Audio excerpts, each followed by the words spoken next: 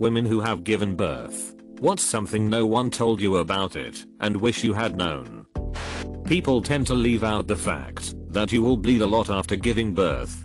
Take your heaviest period times 20. It hurts to pee afterwards, but if you lean forward on the toilet then the pee goes away from the most painful areas. Also try and time your pain relief around trips to the toilet or other strenuous activities. That you have the worst month-long period of your life after giving birth. I read books, took childbirth classes, and had no idea. Not a nice surprise. Sometimes there are no contractions. If you have back labor, it's just a magod insider swan to kill extreme pain for several hours, instead of getting a little break between the contractions. That was sure swell to experience. Natural birth. 1. When you're pushing, the nurse or doctor will push the skin around where the head is coming out to try and help the baby get out. It was really distracting. 2. You might shake uncontrollably after giving birth for a little while. It's completely normal. 3. The first time you go to the bathroom after giving birth, the nurse will come with you and change your pad for you and show you how to use the squirt bottle while you pee so it stings less. 4. It'll sting when you pee for a little while, especially if you needed stitches. 5. When you are pushing your baby out, there will be zillions of people in your room. You won't care. 6. You also won't care if/when you poop. Scheduled C-section. 1. You will be brought to the room by yourself at first, so they can prep you. 2. They may start opening you up before the person you brought with you is allowed in. They will be able to see everything, if they so choose. Tell them not to look.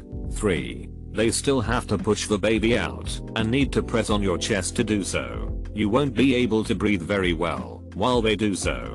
4. You can hear everything the doctors are saying. They needed to make my incision bigger because of my son's gigantic head, and they needed an extra doctor in the room because he was huge, 11 pounds 2 ounces and 2 days early.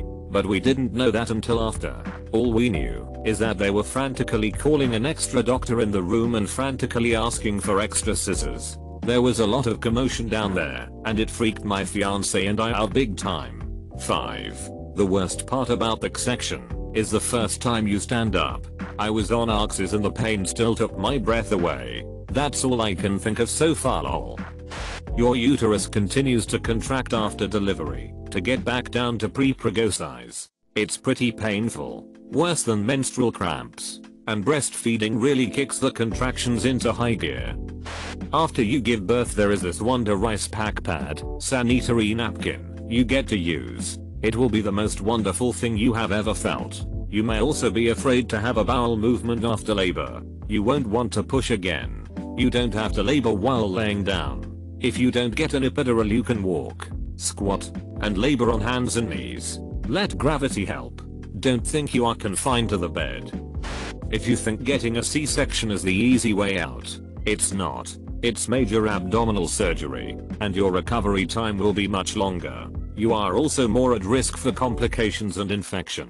I spent 2 weeks in hospital after my first with a raging infection that could have prevented me from being able to have more children.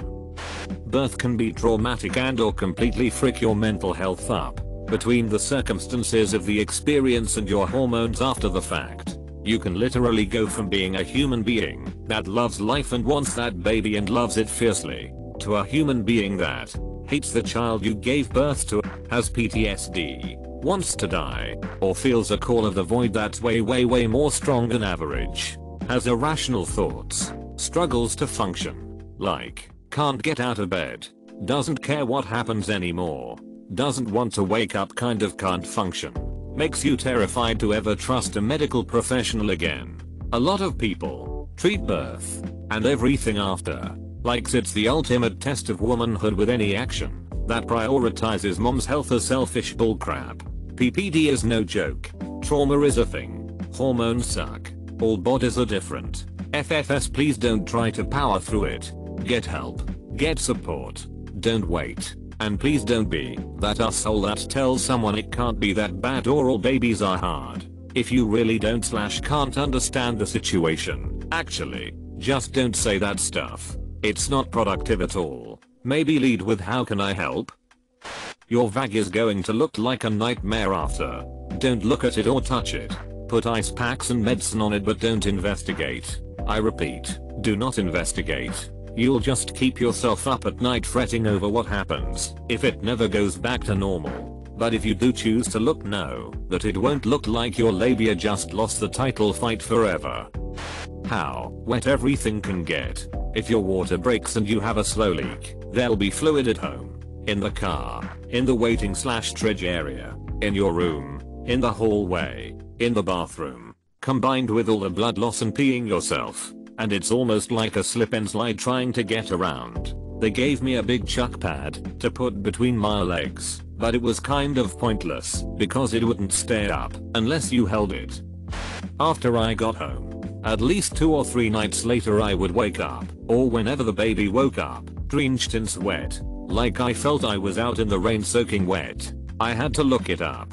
It would be nice to know that our bodies dump all the extra water that we no longer need. I thought something was wrong with me.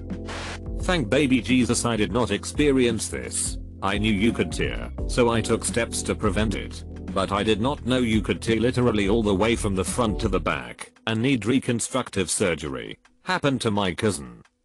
That the epidural is the most incredible invention of modern medicine.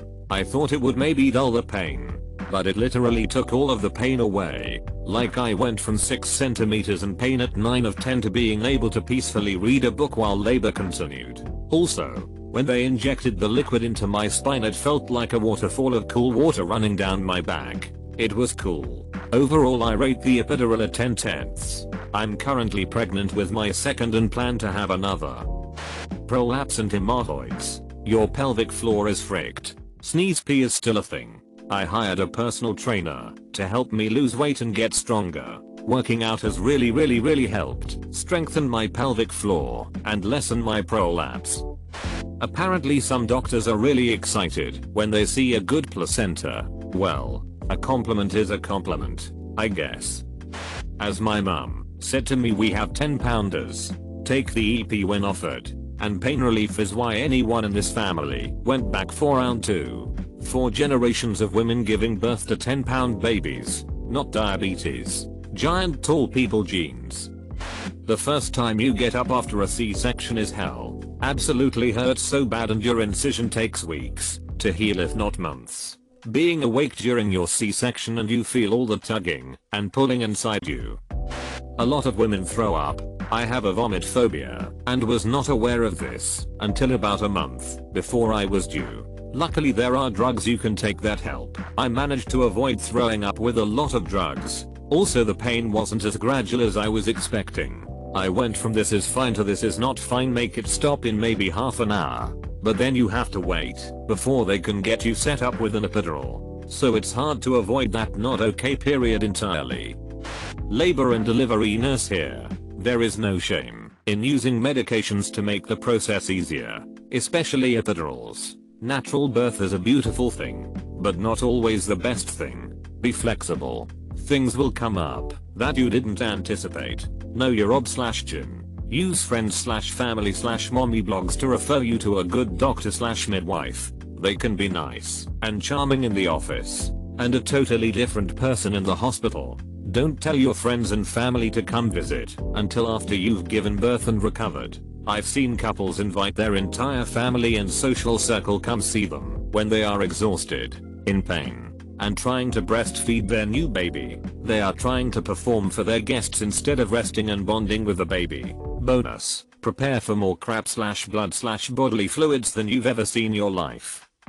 I'm in the UK and had a C-section birth a couple of years ago, and I'm 6 months pregnant with my second. The bits I didn't know beforehand were all straight after the birth and not during.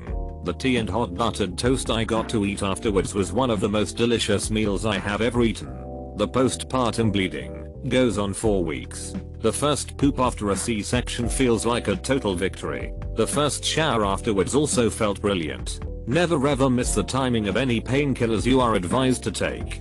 Doctors and nurses will come by frequently and check you and your baby over for all sorts of things. I was in hospital 2 nights and your baby is totally your responsibility as soon as they arrive. The midwives helped out with nappy changes when I still couldn't feel my legs, but as soon as I could stand/walk, that was it. As my baby wouldn't sleep much at the start, I did manage to get them to have her for 2 1-hour periods, which ended up meaning I only got 3 hours sleep in 3 days, and I felt horrific. Things got much better when I got home. My husband wasn't allowed to stay in hospital overnight, so that feeling of crushing solo responsibility was difficult to adjust to. One more thing to note. All the mums I know, none of us have had a straightforward natural birth. I did NCT classes, and of the 8 couples which participated, 4 of the mums ended up with C-sections and at least 2 of the others needed assisted births, forceps etc. These were higher than the stats we were told about during the classes. I'm a dad, so I hope I can chime in. First, bad things can happen. I wasn't prepared for what could happen in a dilemma. During my daughter's birth, first her head got stuck on my wife's pelvis. It was difficult to get unstuck, and when she came out, her head looked like a damn Tetris piece. I didn't say anything, but the nurse obviously knew I was concerned and assured me it would pop right back to normal. I thanked her, but all I could think was frickin' how, then? And I'd give the doctor credit for not freaking out, but apparently during the labor my wife's cervix tore. That's a thing that can happen. And just because the baby is out, doesn't mean it's over. The placenta and all the other lady goop has to come out. So she had to push a little more. Well, that little more push that she gave sent a literal spray of blood out of her vag. I'm talking like a pressurized tank of 500 liters of blood. It looked like an anime villain had been massacred in that delivery room. The doctor handled it without freaking out though, and did it in a way that we weren't even aware what was happening. She played it off like, oh, we are just about done. Sit back and enjoy the baby while I've got your hood open. Just gonna change this oil and get out of your way. Come to find out, we were very close to needing a blood transfusion. My wife was shivering because of the loss of blood and was exhausted. She had burst blood vessels in her eyes. The doctor was absolutely amazing, but I was not prepared for something like this to happen, and I'm glad I wasn't, because I had prepared myself. I would have been freaking out. So my best advice is to trust your doctor. They're so much better at this crap than you can even imagine. If you're pregnant, watch a few episodes of One Born Every Minute, the UK version, with your partner. It can be graphic, but will also show you different things you can expect, blood, fluid, etc. And more importantly can start conversations about what you want/don't want your partner to do in certain situations, as you're seeing it all play out for you. Warning, if the music starts seeming sad or things don't seem to be going to plan in the particular birth you're watching, change to a different episode. Some, very few, of the episodes feature some tragedies, and for some reason they don't put a warning on those episodes. The nurse will help you up out of the bed to take you to the bathroom. You will pee all over them. You can't drink any water while you're in labor. Apparently everyone I've talked to knew this but me. 13 hours later I had the best cup of water I've ever had in my life. I might be surrounded by assholes, but a lot of people came to visit and started talking about SIDS. Don't hold back on telling them that's fricked up and to stop. People don't realize how insensitive they are. Is anyone else reading this with a growing sense of utter disgust that the media expects women to be up and about and losing that baby weight just weeks after giving birth? Frick that. It hurts, like your body is being split in 2 hurts. A mate of mine got pregnant 2 weeks before me and gave birth 4 weeks before me. She told me that labor was an absolute breeze until she crowned, and then it kinda hurt a bit but then it was all over with. Yeah, I love the girl, but I think she was born without functioning pain receptors. My labor was 27 hours long, and I felt everything. It was the worst experience of my entire life. I had no painkillers, even when I begged for them. Apparently I was too far gone. I trusted my midwifery team. They do it for a living, I did it for a day. But damn, it hurt. At the end of the day I got my son, who is pretty freaking awesome, but I'm not doing it ever again. Anyway, my advice is, prepare. You can breath and meditate and center yourself all you want, but they call it labor for a reason. It is worth it, but you will work for it. I gave birth 3 days ago, and I wish I had known how heart-wrenching it would feel to not be able to hold my baby. It was supposed to be a low risk delivery, but little fellow got his shoulder stuck. About 7 hours later he had a seizure and was whisked to NICU where he remains until probably next week. No more seizures as yet, but not being able to hold him, feed him or comfort him is almost as bad, and not knowing why this happened. I feel like we are missing precious moments with him, even though I know he's in the best place. I had known about PPD and the baby blues, but it was honestly sickening to me how sad I was after getting home from the hospital. I had wanted a baby for so long. Finally had him, and then just hated it. I felt like, what did I do? Why did I do this? It was a shock. I had thought about just leaving, which was absurd. Eventually it went away, and I enjoyed my little boy. I mean, at the time too though, I did love being a mom, because I constantly checked on him, took pics and all that. But the depression you get can be surprising, considering how badly I wanted to be a mom, and then I'm like, I wish I was anywhere but with him. He is almost 4, and I'm so happy. Seeing him after a full day of work is probably the best feeling in the world to me. I just wish I had prepared myself more mentally and for those challenging first weeks/months. Random strangers were going to be feeling me up from the inside to see how dilated I was. Every couple hours. After a while you stop caring.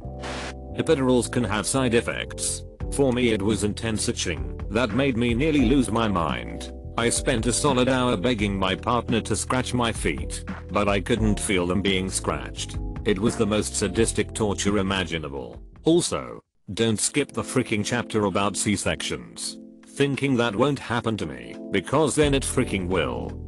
I haven't given birth yet, but a lot of people don't realize they can start their period almost immediately after giving birth. So in addition to the drainage you will naturally have, you can restart your cycle, which also means you can soon get pregnant again. So birth control/protection is a must if you don't want another child right away. Also, a lot of people see TV shows and think the doctor is in the room with you the whole time. Not true at all. Your nurse will be there the whole time, and she calls the doctor when you get super close to delivery, so he shows up for the game-winning touchdown lol.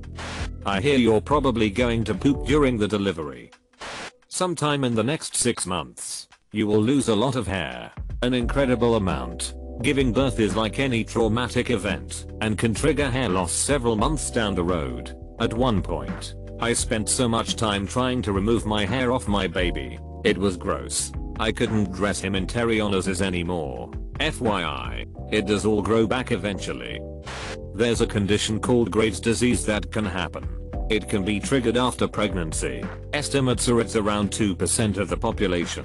Pregnancy can strip the brain of a lot of critical building blocks, so vitamins and such are important for the mother as well as the child. Graves basically wrecks your thyroid, which is the master gland for directing other glands to produce hormones. When the thyroid ceases to function, it's exactly as bad as you could imagine. Hyper means too much of everything as predicted. Hypo means too little. Graves can produce both effects. In unpredictable cycles, you might feel like a sloth and sleep too much or too little. Or you might have tons of energy, but with lots of uncontrollable rage. Treatment can be drugs for the rest of your life. Or if that doesn't work, surgery. If you have trouble bouncing back after a year, get your thyroid checked. My wife and I went through this, and we are stronger for it. But it was hell.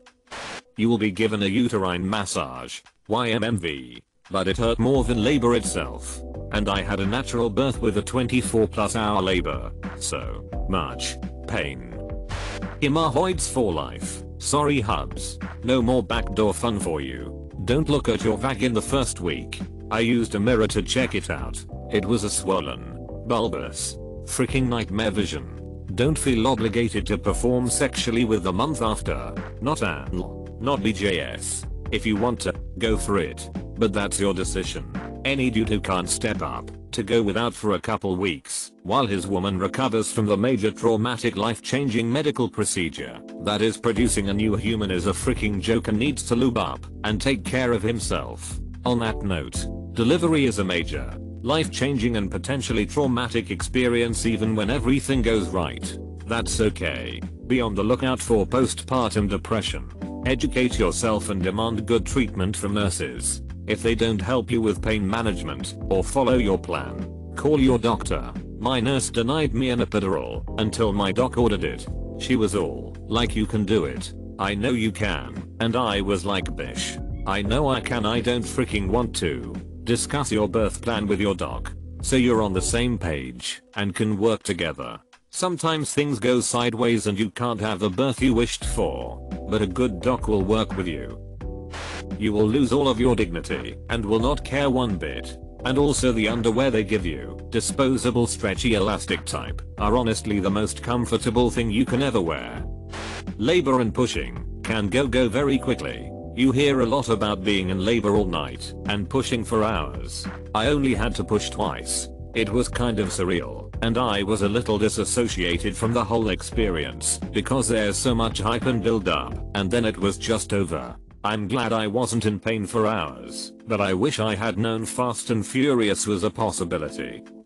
Not sure if this was posted, but my wife and I were told about the husband stitch and to make sure it didn't happen.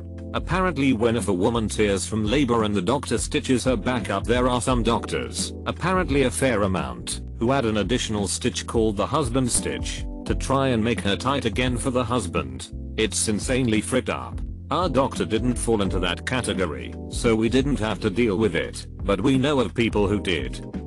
The fact that your nether smelled like a slaughterhouse after it was very off-putting. That your partner will see you as the most kick-ass Amazonian warrior Earth mother ever to grace the universe. I was down at the business end of both my daughter's deliveries, and I can safely say that I have never loved my wife as much as when I saw her just after giving birth to our kids. Regardless of how you may feel afterwards, to someone, you will be the most beautiful and amazing woman in the world. That after birth you can pass large clots. When I say large, I mean large. My first shower after a nurse found me crying in the shower because I thought I was dying because a baseball-sized clot came out. She told me that was normal. It looked like I gave birth to a bloody jellyfish. Contractions felt like period cramps, and that very few people have their water break randomly. Also that people will just touch you in the process of giving birth, or do things without telling you. It's a bit scary having to ask what happened or why this is like this afterwards. 30 hours of back labor that ended in execution later. I would tell you it's so much worse than expected. I hear it's not that bad from some women, but I'm convinced that's the hormones dulling the memories, so they'll have another.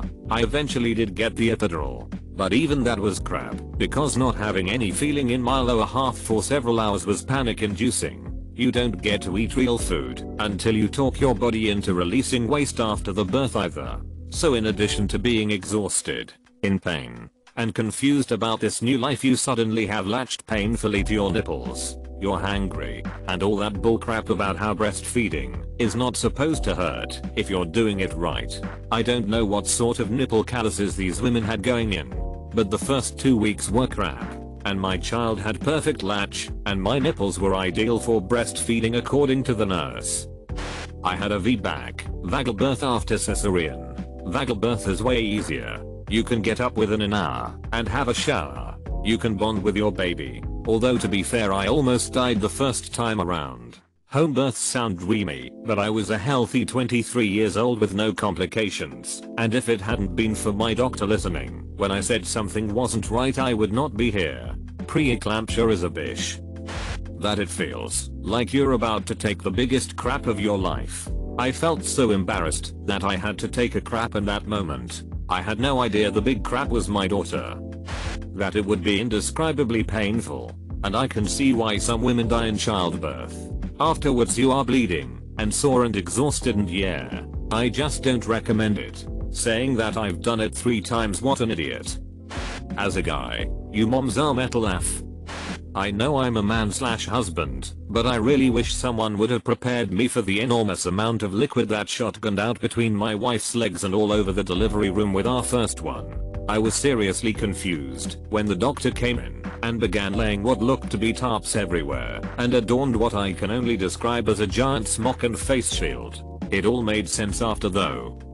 I didn't do any classes or anything. Maybe I would have known this if I had, but breastfeeding is not easy. I always thought you just whip out a boob, put it in my baby's face. And voila, you're breastfeeding. So not true for everyone. My first kiddo I couldn't get to latch, right, so this German woman came in. Told me I had perfect nipples. And had to show me like 4 different ways to hold the baby before we finally managed to get it right. It also hurt a lot to breastfeed. My nipples ended up sore, chapped, and bleeding. Every time I fed him, I cried the whole time. You know how UT is like pissing razor blades? It felt like this kid was sucking out razor blades covered in bleach, and it hurt so goddamn much. I quit breastfeeding after 3 weeks. My second, same issue, but after about 6 months or so it got better, and I breastfed for 18 months. I also didn't know that there are doctors who will truly make you feel like you don't deserve to have a kid if you don't breastfeed. They didn't care how much pain I was in. They just made me feel like if I loved my baby I would suffer through it. I moved to a new state when my kiddo was 3 weeks old, and at the first appointment the doc asked if I breastfed. I said no, apologized, and burst into tears. That doctor was infuriated at the one who had been so horrible to me about breastfeeding. At a time when you're already lost and confused and hormonal, the last thing any woman needs is a doctor telling her she isn't a good enough mother. Sometimes you don't bond with the baby right away. It doesn't make you a bad mom. Try feeding. Try skin to skin. Try singing to the baby, etc. If the lack of bonding continues, it can be a sign of postpartum depression. So talk to your doctor. Just being concerned about lack of bonding means you love the baby. So give yourself some slack. Mostly it was stuff after the baby was out. I didn't know PPD could express itself as extreme anger issues. I would cry a lot too, but mostly I just became a screaming monster for several months while hormones desperately tried to get their crap together. I still feel bad for how much yelling my husband put up with for a while there. Hormones also made me insanely paranoid. I couldn't sleep even when I got the baby down because I was convinced he was going to die. I'd sit there crying hanging off the side of his crib. It wasn't great. And nobody told me how long it takes to get back to normal. I'm a year and a half out, and I'm just now fully feeling normal again. It's nuts what pushing a kid out does to your body. On a more lighthearted note, the extreme hair loss was unexpected lol. I was so sad watching my glorious pregnant hair literally go down the drain. It's okay. My kid had a hormone related hair loss at the same time, so we were in that one together. Both our hair came back lol. I'm a LDRP nurse myself. Something I knew already medically and professionally, but didn't know until I had my child, is how horribly real trauma is. This can really mess you up. However, to any expecting women reading this, it is unlikely your experience will be as traumatic as mine was, and I didn't even have a worst case scenario, and for so many of you this will be a normal level painful and also wonderful experience. You can do this. To those of you who experience trauma, please prioritize your care. You can and you will get through this. To those of you who struggle afterward with the event not happening the way you planned, this wasn't my issue. But a lot of women struggle with reconciling what actually happened with their idealized idea of birth. Giving birth a certain way, vaguely, C-section, natural, epidural etc, is not what makes you a mother or an amazing woman/parent. Raising good people is. The act of giving birth a certain romanticized way is not brag-worthy. You are a parent now. The hard stuff is just beginning. The most brag-worthy thing you will ever do is raise this little person to be kind, to be decent, to be respectful of different types of people, to be a hard-working person of integrity and grit. Keep your eye on the real goal here. You can do this.